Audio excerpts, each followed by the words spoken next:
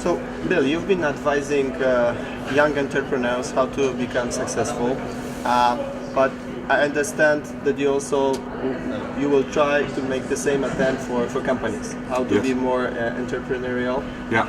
And I understand that you have already some thoughts on it. So, what are your key advices for large companies to be more entrepreneurial? So first of all, I think that big companies can't be afraid of entrepreneurship. They have to actually embrace it. They can't kind of look at it as something that's bad, and they have to embrace it for their own employees.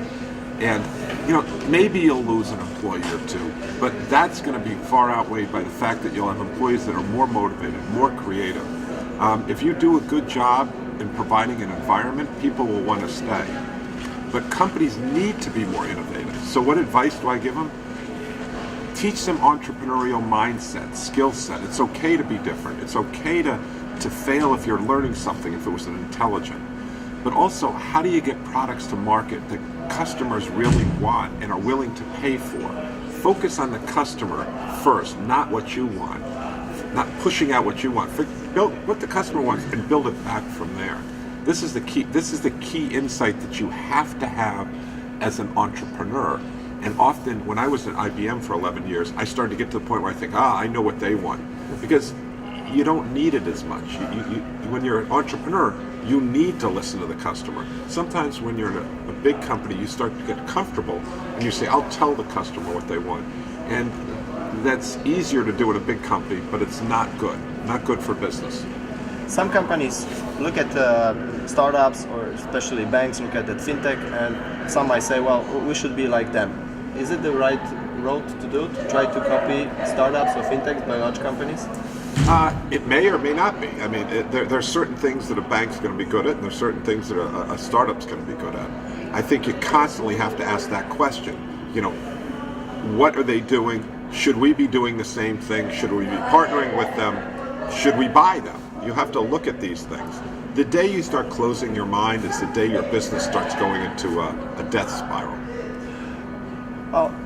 What different problems around innovation or goals around innovation can be tackled by different solutions. So, we've known hackathons, we know incubators, accelerators.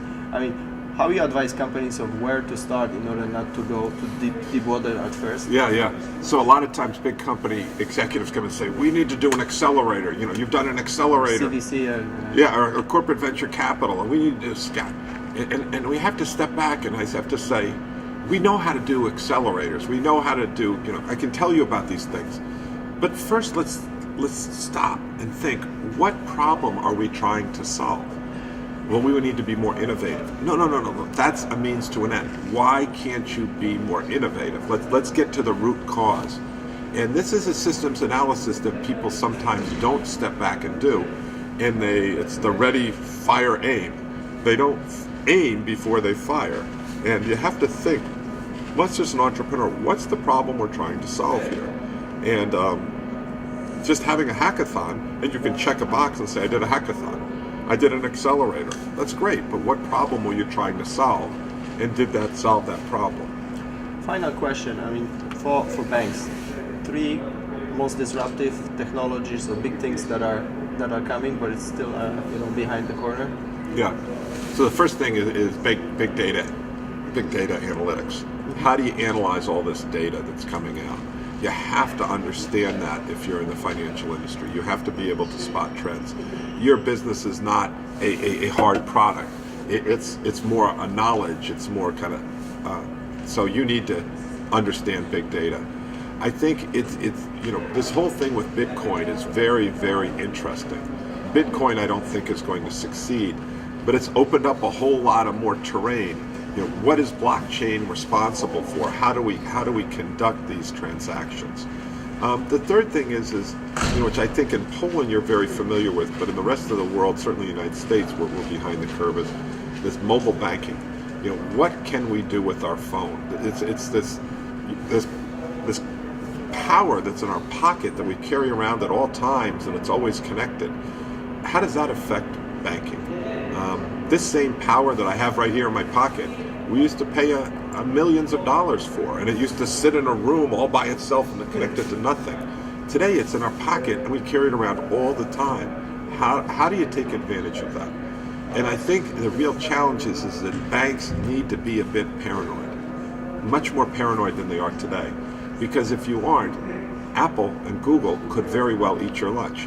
And that's that's something that they're certainly paranoid about someone else eating their lunch. So I think banks, it's essential that they look at not just those three, but everything that's possible, and look at what startups are doing and start incorporating that into their portfolio of innovation.